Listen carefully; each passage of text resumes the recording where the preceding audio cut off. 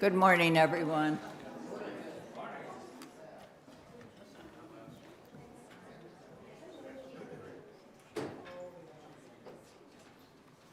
I'm Andy Kramer, a member of the Sunday Services Committee, and I'm happy to welcome you to this, the Unitarian Universalist congregation of Grand Traverse, where we welcome all who join us here in the sanctuary this morning and those who are with us virtually as well. At the Unitarian Universalist congregation of Grand Traverse, we seek to honor the inherent worth and dignity of all whom we meet in our lives and all who live in the larger world community. No matter the color of one's skin, one's gender declaration, one's age or religious training, one's financial circumstances or health, we welcome all who gather here together this morning. As a congregation, we draw upon all the world's resources as we search for wholeness and direction in our lives, to understand and identify what is good and right as we choose the direction of our own individual lives. Are there any who are visiting here today or returning after an absence who would be willing to introduce themselves this morning?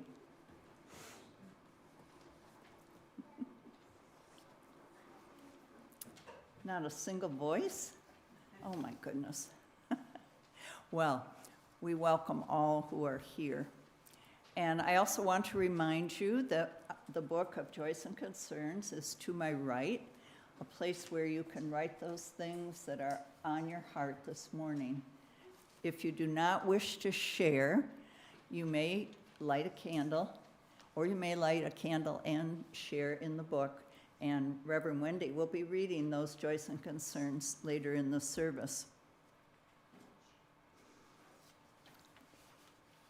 And now I'm especially pleased to welcome Reverend Dr. Wendy von Courter to our pulpit this morning. Reverend Wendy is a New England transplant who followed love here to Michigan.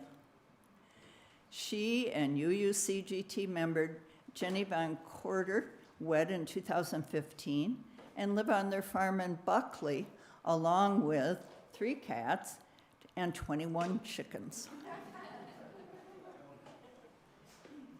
Reverend Wendy is a 5th-generation Unitarian, not something we hear of often here in Michigan, who served as parish minister in Marblehead, Massachusetts for 14 years.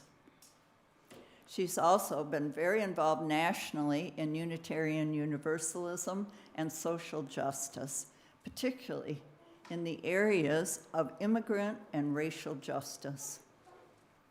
Closer to home now, Reverend Wendy has been active with the Grand Traverse Action Council, Election Defenders, Water Protectors, and serves on the Northern Michigan E3 Council, our up north anti-racism task force.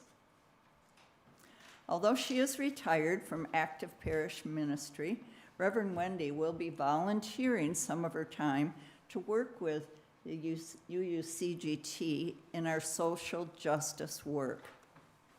She'll be saying a bit more about that in her sermon today.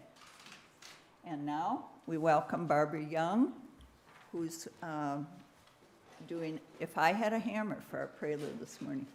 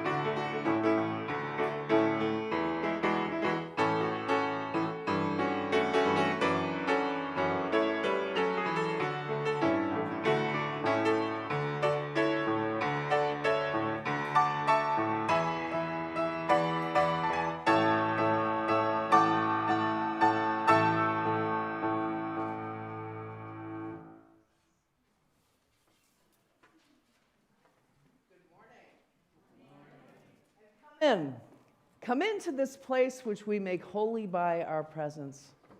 Come in with all of your vulnerabilities and strengths, fears and anxieties, loves and hopes, for here you need not hide, nor pretend, nor be anything other than who you are and are called to be.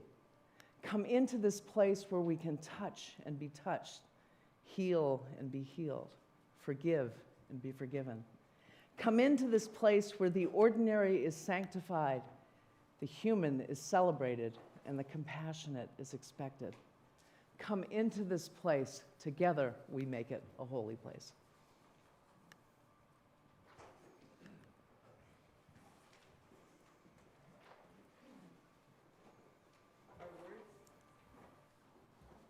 Our words for the chalice lighting this morning come from Jane Goodall.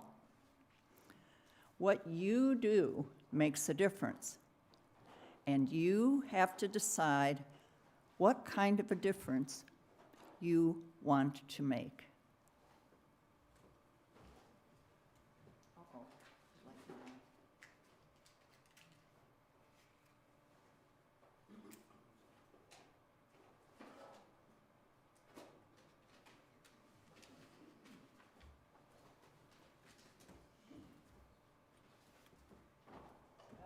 And it's your practice to sort of settle into this shared space, with shared breathing and the sound of the singing bowl.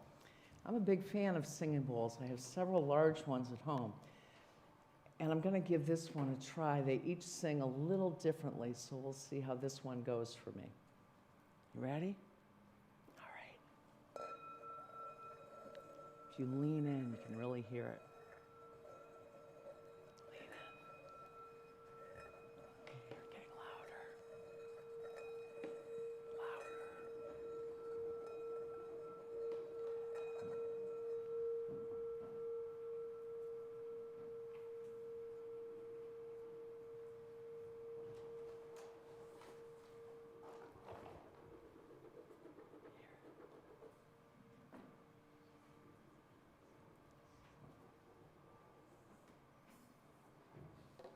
And now won't you rise in body or in spirit and join in singing our opening hymn, Enter, Rejoice, and Come In.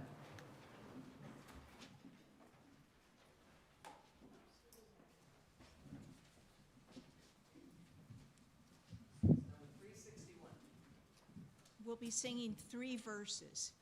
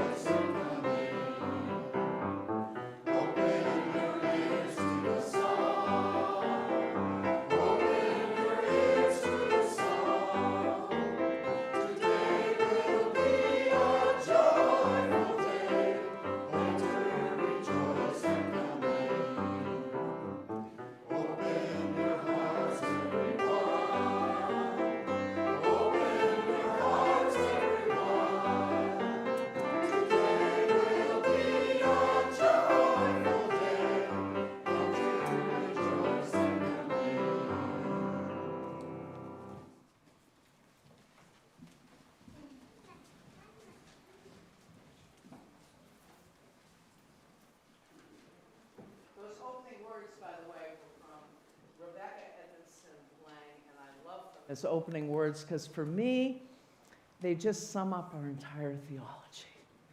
So thank you for giving me an opportunity to share them. And now I have a story for all ages, and I'll need 2 volunteers. Oh my goodness, is this one? Ellie, come on over. And I see Karen McCarthy is just dying to come over. So this is a story. First of all, maybe you can both help me set it up. We're going to put these on the ground as if this were a big beach. I know you have those lakes here. I don't know if there are starfish here, but where I come from, we have some starfish. And tides. And both of these things will be important in a minute. And so, what... Other starfish, but it's best not to spread these on. Oh my gosh, thank you, Ellie. Other starfish. They're really spectacular, too. Wow. How about if I put them, you choose a spot for them. Do you want them up here? And everybody should admire those before they leave today. Okay, so Ellie and Karen, one day there was an elder who was walking along with a young person named Ellie, and they came across the beach. And they saw starfish stranded. The tide was way, way out, meaning the water was way out there, and the starfish were all over, as far as they could see.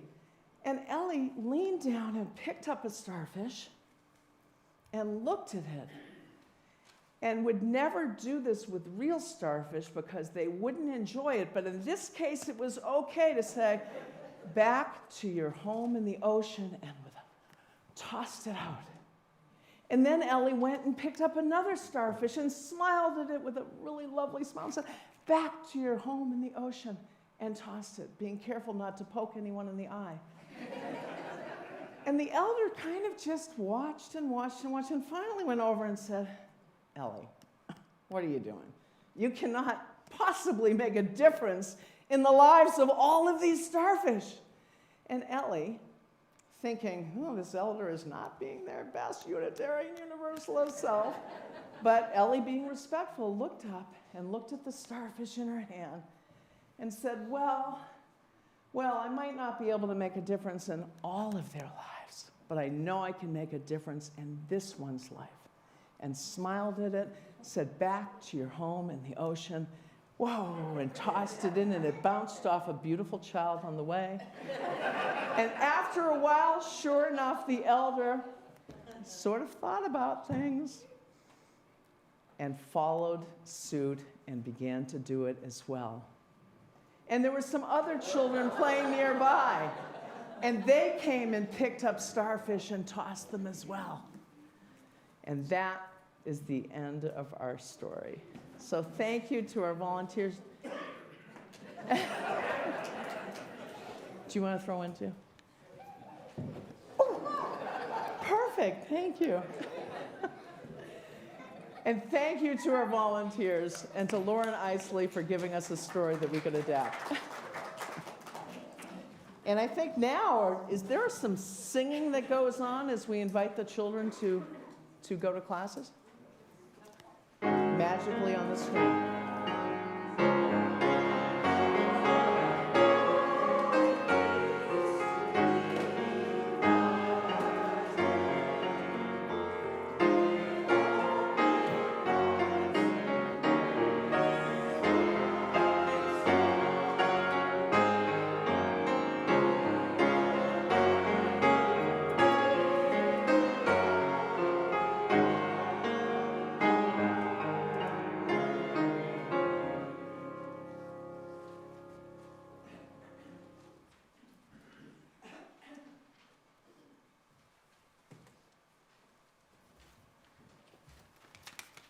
And now we've come to the time of the service when we are privileged to financially support all things that we value here at UUCGT.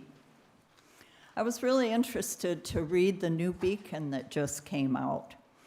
And in it was an article about UUA revising Article 2. And they have a study commission charged to review the UUA bylaws and propose revisions to be a relevant and powerful force for spiritual and moral growth, healing, and justice. Well, I thought, I've got to read these.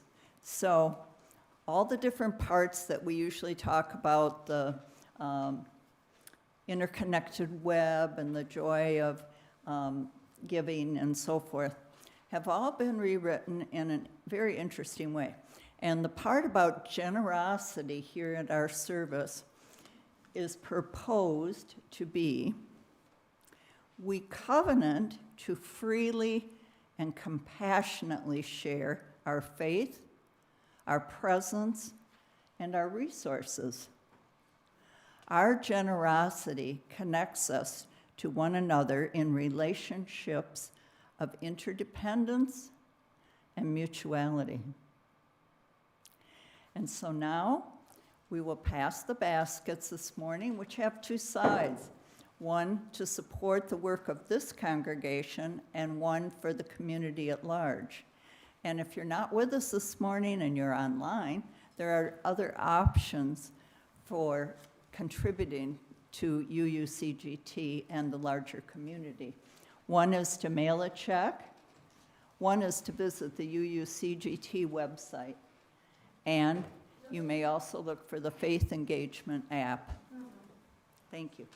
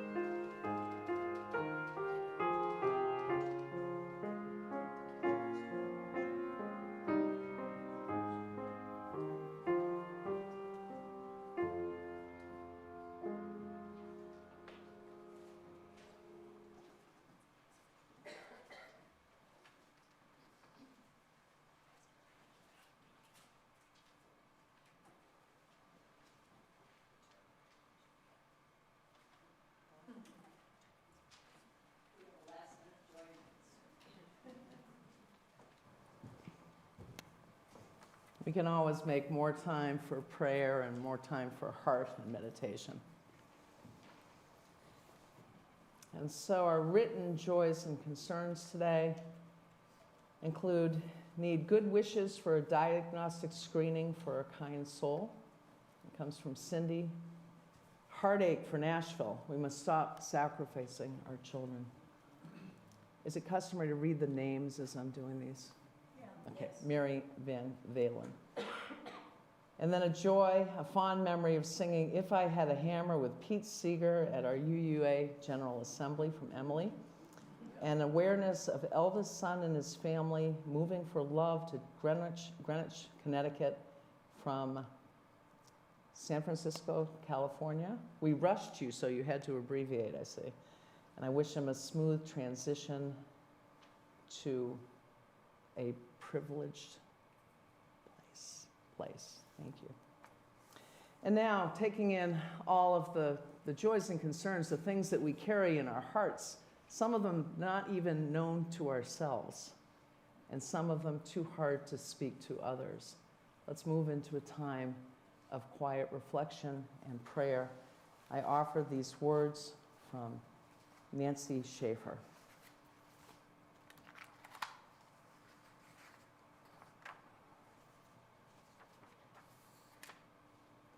The title of this is Mending. How shall we mend you, sweet soul? What shall we use? And how is it in the first place you've come to be torn? Come sit, come tell me. We will find a way to mend you. I would offer you so much, sweet soul. This banana sliced in rounds of palest yellow atop hot cereal, or these raisins scattered throughout it, if you'd rather. Would offer cellos in the background singing melodies Vivaldi heard and wrote for us to keep. Would hold out to you everything colored blue or lavender or light green. All of this I would offer you, sweet soul. All of it or any piece of it might mend you. I would offer you, sweet soul, this chair by the window, the sunlight on the floor, and the cat asleep in it. I would offer you my silence, my presence, all this love I have, and my sorrow you've become torn. How shall we mend you, sweet soul? With these, I think, gently. we can begin.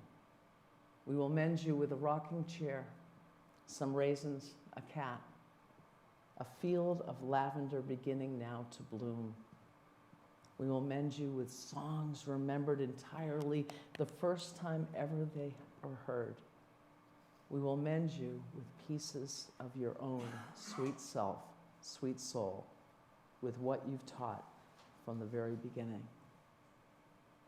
Let's take another couple moments of silence, and then when you hear the music begin to play, remain seated and we'll sing Spirit of Life together. It's hymn number 123. But take some quiet first together, and we'll just breathe.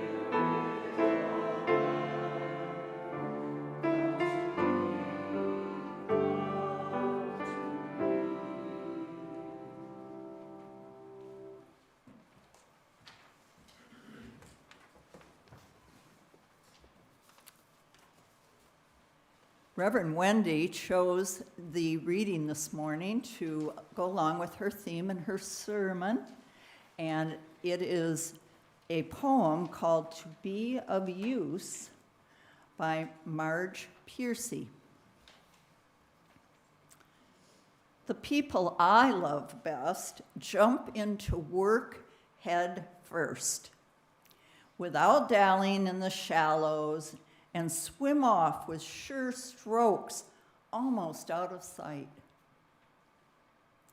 They seem to become natives of that element, the black, sleek heads of seals, bouncing like half-submerged balls. I love people who harness themselves, an ox to a heavy cart, who pull like water buffalo with massive patience, who strain in the mud and the muck to move things forward, who do what has to be done again and again. I want to be with people who submerge in the task, who go into the fields to harvest and work in a row and pass the bags along, who are not parlor generals and field deserters, but move in a common rhythm when the food must come in or the fire be put out. The work of the world is common as mud, botched. It smears the hands, crumbles to dust. But the thing worth doing well done has a shape that satisfies, clear and evident. Greek amphoras for wine or oil, Hopi vases that held corn are put in museums, but you know, they were made to be used. The pitcher cries for water to carry, and a person for work that is real.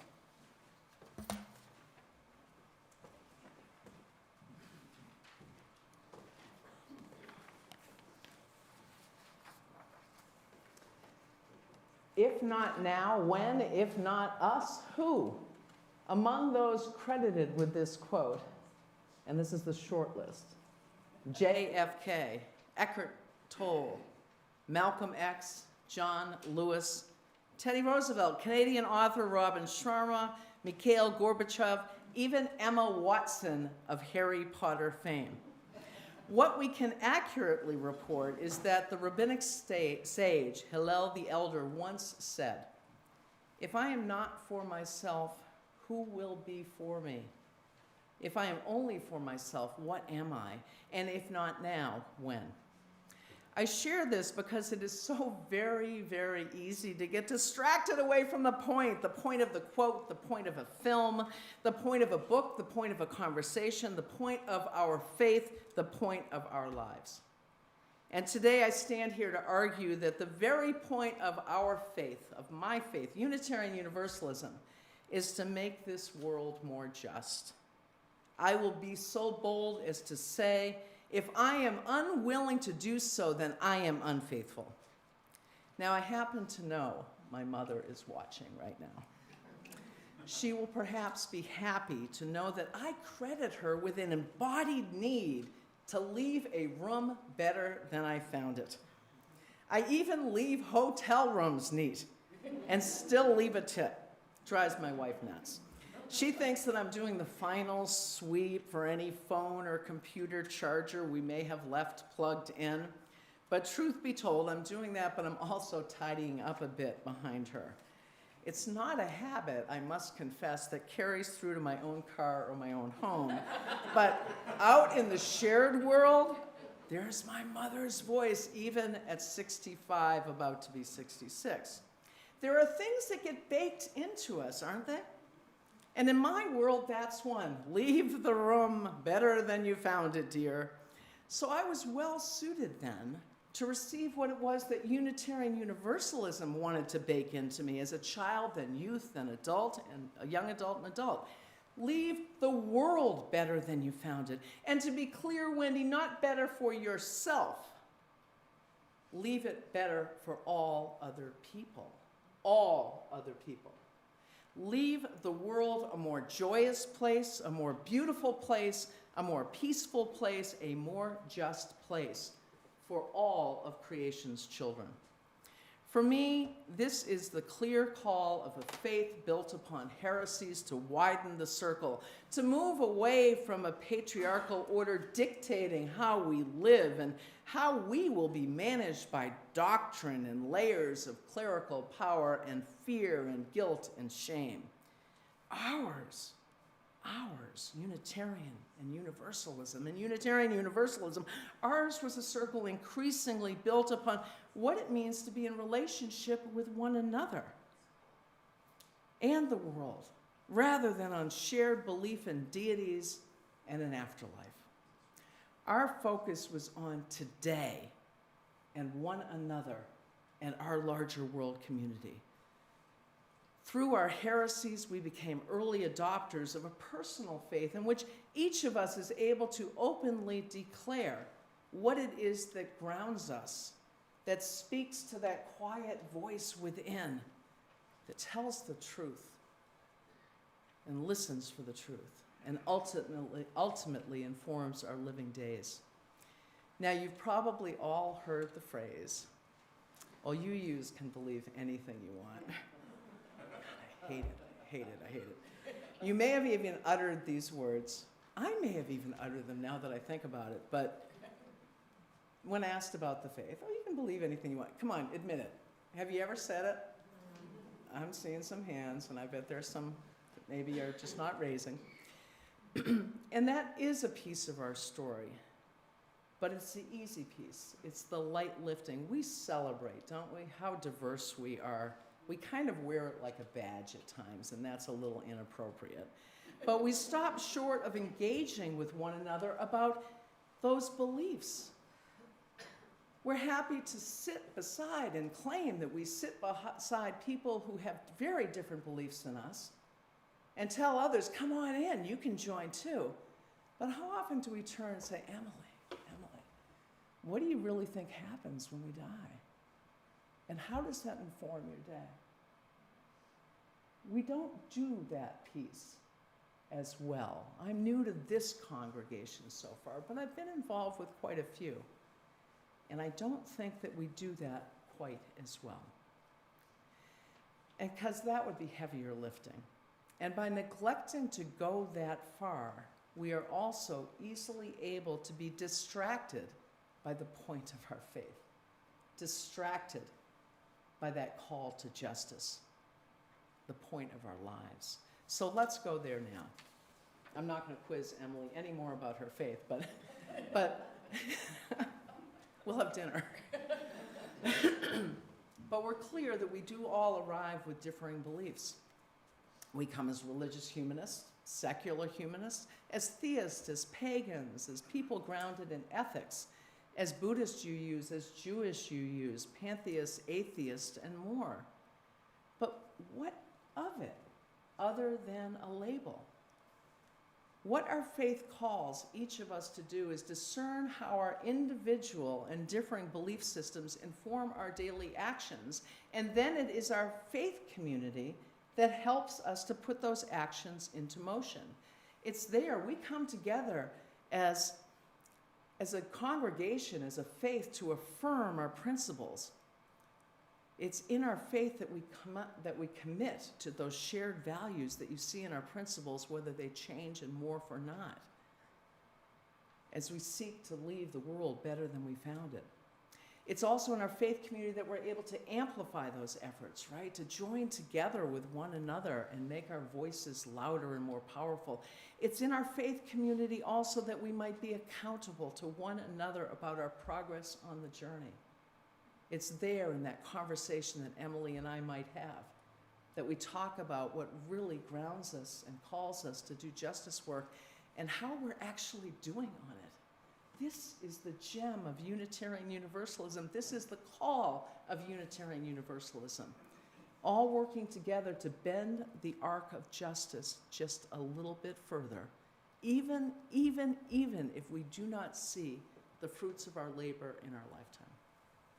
I want to give you an example. I have sat beside a theist UU, nearing the end of their living days, and watched them draw their last breath. And I watched as her belief system, different than mine, gentled her into that death. I have no doubt that the peace on her face reflected a staunch belief that she was going to be reunited with loved ones and welcomed by God. I've also sat beside an atheist and held their hand as they drew their last breath. And I watched their faith, their atheist faith, gentle them into their death.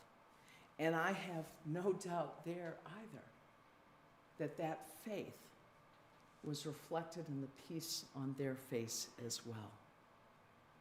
A staunch belief that their life was complete. I don't have to align my own beliefs with either one of them to admire and witness the strength and the power of what held them in that moment. And I sure as heck don't have to agree with them to know that our faith is large enough to hold them in that moment as it was to hold them in their entire lives. And both of them informed completely differently by their belief systems, chose Unitarian Universalism because they wanted to lead a life that led to a more just world. And our faith could do that for both. While one commented that it was a relationship with God that called her to that justice work, the other pointed to her atheism, but her heritage as a daughter of a Holocaust survivor that informed her. And they both found Unitarian Universalism as the container in which to best do that work. For each of us, justice work will be different. We're not lacking in terms of what calls for our head, our heart, and our hands. We heard some of it in joys and concerns today, right? We need only open a paper or a browser on our phone or other device to be horrified at best, traumatized, re-traumatized at worst by the weight of that task. Oh, my heart aches this morning for our trans siblings, our LGBTQ plus siblings, our BIPOC, Black, Indigenous, people of color siblings. My heart aches for children whose access to heritage, history, and critical thinking skills are political fodder. My soul weeps at the rise of anti-Semitism, attacks on our Muslim and Asian community. My body shudders with the turn of Roe v. Wade and what that portends. We could go on, right? The list goes on. There is no lack of things that call for our head, our hearts, and our hands to do the work of justice. We cannot know how long each one of us has to do this work. It could be a day. It could be many, many years. And our opportunities will vary by very virtue of our birthplace, right? And our identities, our access to resources and talents and abilities to do anything. This work will be different. But the work awaits, and we need to hear. We need to hear and hear it in this, our house of our faith and religion, that some of our collective will to do that work is wrapped up for some in life or death. There are people that are dying because we as a nation lack the will to do this work of justice. And we need to make sure that we are not those people. For some, proximity to life is far more precarious. For me, I can't speak for any of you, but I know that to be a fact. Any of the stories we might read or hear today may well compel our heart to action. But I want to go a little bit bigger on this for us, because the call to social justice is larger than any one story, if you're a Unitarian Universalist. My favorite UU theologian, the Reverend Bill Jones, African-American UU theologian, brought it home for me this way. Wendy, he said, once you understand that historical oppression exists in every moment of your life, you will be working to condone it or to correct it. Let that sink in. Maybe you'll take on that voice as well. I don't know if you want to take on my mother's, but Bill Jones is right here. So is Jesus. Once you understand that historical oppression exists in every moment of your life, every moment, you are working to condone it or you are working to correct it. This is the truth, and this is the place where we hear the truth, and we decide how to take our own beliefs and informed by those beliefs and grounded by those beliefs and called and pushed and pulled by those beliefs, we decide to act and follow through. His words altered my understanding of faithful living forever. Every moment. That doesn't mean I do it. As a moment of confession, even though we are not a confessional faith, my wife and friends know that I have a bit of a lead foot and get stopped occasionally by the police, and very rarely am I ticketed. I used to just think, it's my smile. White, sometime I've got a clergy collar on, but let's just start with white at a certain age, certain gender. I know in that moment a couple of things. One is that I'm going to say, thank you, son, and drive away without a ticket. And I also know that I'm going to wrestle with that moment because I haven't figured out what else to do. Because I've had congregants of color who couldn't drive out of Marblehead without being stopped because they were black. I've had black youth who had their lockers tossed every time there was a drug issue at school in this very white, affluent neighborhood. I've taken the call from concerned neighbors because 2 children were reported as suspicious on a Saturday because they were riding their bikes and they were black. So every moment, condoning or correcting it, I know pretty clearly I'm not correcting it at that moment, that I say, thank you, son, and drive away, trying to go a little slower. So this is where we get into the heavier lifting, right?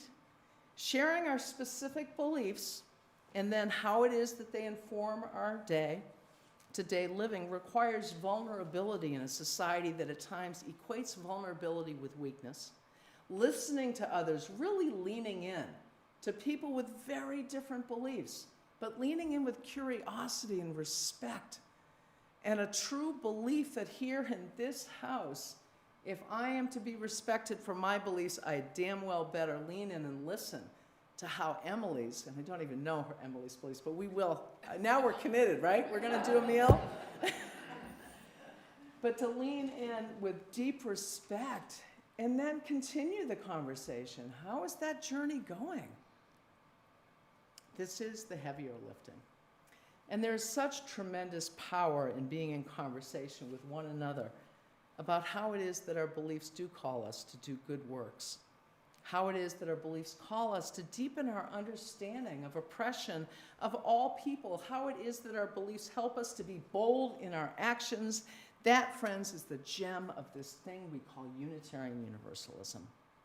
So how do we take this from a Sunday morning conversation with starfish scattered all over and embody it as we step or roll into more faithful living? We will each need to find our way, but we can do that together. And for me, I want to point to some specific times when I just was so clear that I had it right. There's a long, long list of times that I've not, but I hold these up as illustrative. Any tennis players here? I'm going to have to move quickly from that metaphor then. But I'm going to use it anyway. So I want to hold up 3 times where my actions really, I knew I was in the zone, the sweet spot on that tennis racket when you take that stroke and you know that the ball is hit exactly right. It probably in other sports as well, or skiing when you're hitting it just right and you can vadel. But let me add some others. When you have the spices just right in that pot of soup and you're like, oh my gosh. Or that interaction with a loved one, an intimate embrace where it's just the 2 of you, the world disappears and it's just perfect. Or a baby. When you're feeding a baby and the baby, whether it's the bottle or the breast, and the baby just falls away with an arm out, little fist, and still some little milk in the mouth, and the world is perfect. Those are the moments that we should all be seeking with our faith, when everything aligns just perfectly. So I'll give you 3 of mine that came to mind. I coached Special Olympics for many years and taught swim. And I can immediately go to this place very viscerally where I am cradling the head of a young person who communicates with me, not even with much eye contact, but with some squeaks.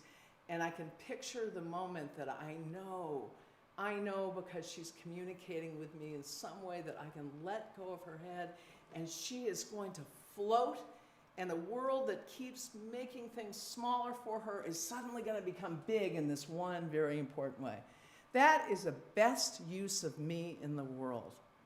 Hands down, best use. Second one, in 2012, it was my first act of civil disobedience. And I was literally dragged into a jail, county jail in Arizona, Maricopa County. And there were large men with SWAT gear all around. And it was a national day of noncompliance. There were, 180 of us. Clergy were called there. A lot of white people were called there because our partners of color on the ground knew that it would change the story. And there's an important lesson in that as well for all of us here today. There were dogs there. It was horrible, and it hurt. It hurt. But I will tell you, in that moment, as scared out of my mind as I was, in that moment, it was the same. It was the exact perfect use of all the privilege that I carried in that moment. Third one, companioning infant twins as they drew their last breaths.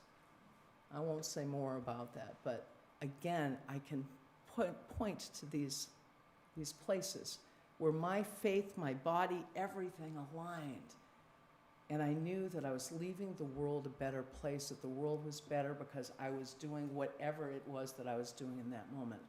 I don't hold those up as heroic, yay, Wendy. Let me quickly dispel you of that notion. There's not a brave bone in my body, but my body is faithful. And that's the point that I want to make. And we need to have faithful bodies if we're going to call ourselves Unitarian Universalists. We won't all do those things, right? You'll do things I can't do. Some of you will do far braver things or far more clever things. But we need to be searching for that sweet spot where every cell in our body aligns with our belief system here in this faith that says you will leave the world better than you found it. So, for all creation's children, so I want to invite you to take a moment now and just think about a faithful moment that you've had. Just close your eyes if you'd like to, if that helps you, but just think about a moment that you knew you were in exactly the right spot, doing exactly the right thing to leave this world a better place.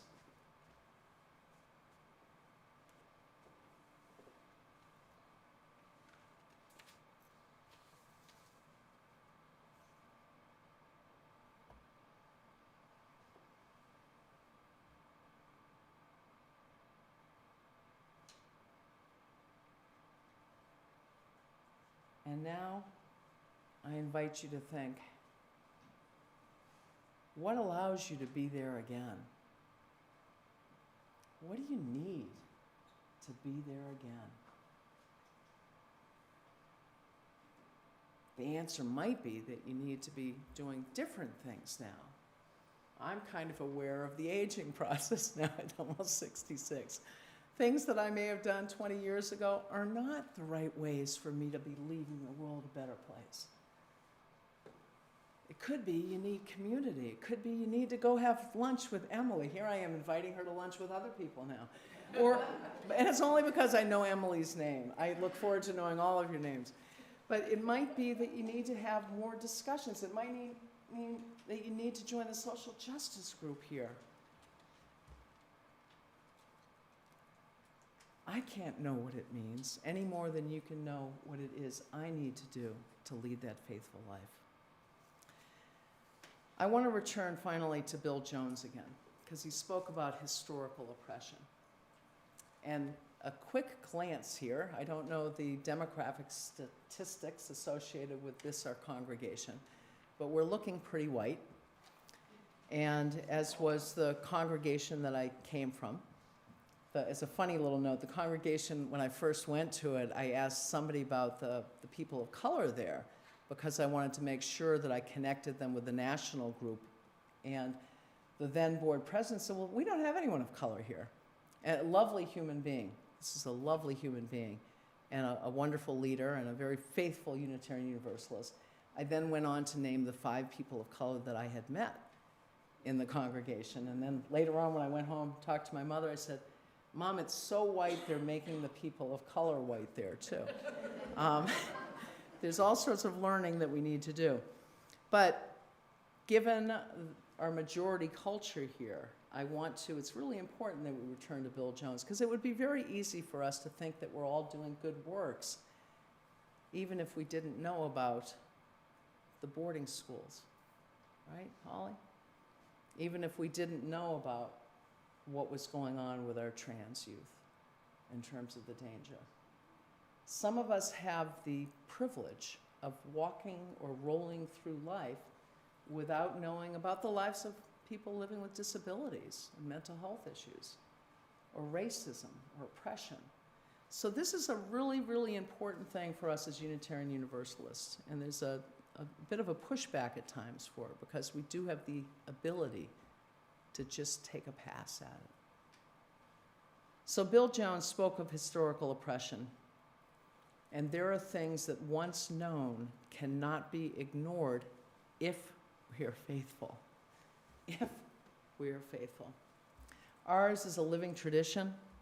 We naturally align ourselves against book banning, right? Everybody, anybody here outraged about the thought of book banning? And there are attempts to have it happen here, right? It's in our DNA. Michael Servetus was actually burned at the stake with his book, The Errors of the Trinity, strapped to his legs. I have a relative, an ancestor, who was burned as well for participating in making the Bible, printing the Bible so that common people could read it. But we must be as faithful about learning all we do not know about historic oppression, especially historic oppression in which we are complicit and from which we still benefit. It's on us, if we are faithful, to do this. And then once known, we have to commit not to ignore it. So, 2 opportunities are coming up that I want to just plug. I'm so allergic to announcements inside of sermons, but I'm going to do it. Making Whiteness Visible. So this is a film we're going to show in 2 weeks here at UUCGT. And we have some members from our E3 Up North Anti-Racism Task Force. Some of our BIPOC leaders are going to be present for the after discussion. It's a 45-minute film. It's fabulous. And then later on in June, I think the 3rd weekend in June, the 16th and 17th, if that's a Friday and a Saturday, we'll be offering a cohort right here for understanding racial justice. I know some of you have already participated in the program, and you're welcome to participate again, but we're actually going to hold that here on a Friday night and Saturday. And I really strongly encourage you to sign up for both if you're able to, and extra points in heaven as you understand it, if you bring others. How's that for a little UU phrase? And now the announcement over, let me bring it back. Friends, you've been very good to listen to me talk about what I think is the core identity requirement, the core gift of Unitarian Universalism. I am 5th generation. I was birthed into it, so it's all I've ever known. But that doesn't mean that I haven't had to grow and grow and grow, and it doesn't mean I won't have to continue to grow and grow and grow. That's part of being faithful. You have to be willing to faithfully risk, faithfully fail, and faithfully not leave the work. And so let us never be distracted from the call. The work of the world is common as mud, wrote Marge Percy, a Michigan native, by the way. Botched, it smears the hands, crumbles to dust, offers this poet, born into a working-class family, reeling from the impact of the Depression. But the thing worth doing, well done, has a shape that satisfies, clean and evident, writes Percy, who was the first of her family to attend college. Greek amphores for wine and oil, Hopi vases that held corn are put in museums, but you know they are made to be used, notes this poet, feminist, environmentalist, and social justice activist. The pitcher cries for water to carry and a person for work that is real. Friends, may we dedicate and rededicate and rededicate and rededicate ourselves to work that is real, called by our faith, and leave this world far better than we found it. If not now, when? If not us, then who? May it be so.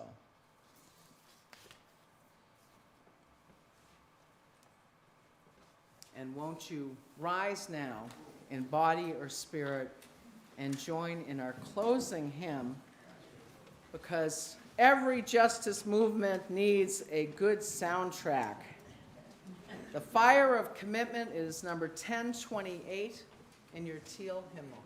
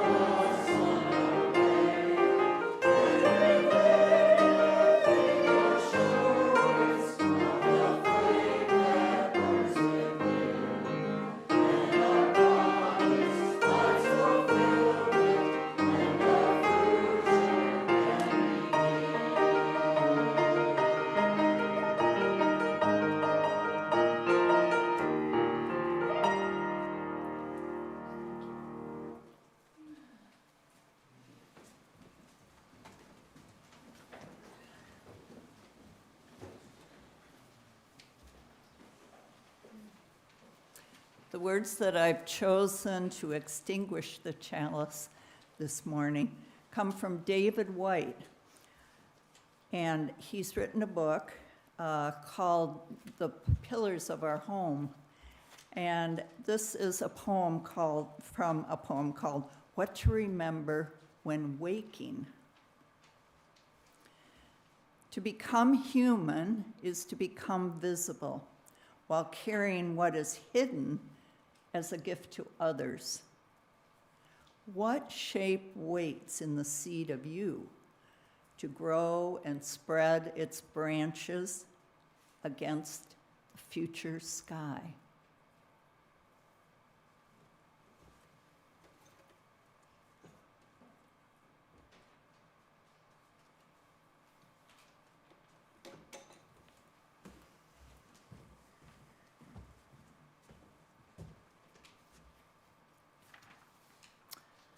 And now the work continues. And if we are faithful, the gap between the world we know today and the world that our head and heart tells us could be, well, that gap will be a bit smaller when we gather here again. May it be so.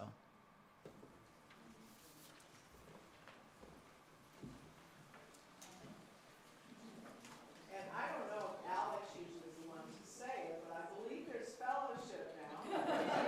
And I'm pretty sure it's in that direction. I never made it there 2 weeks ago when I was here. So if I follow all of you, will I find coffee? Yeah. Awesome. Let's all go then.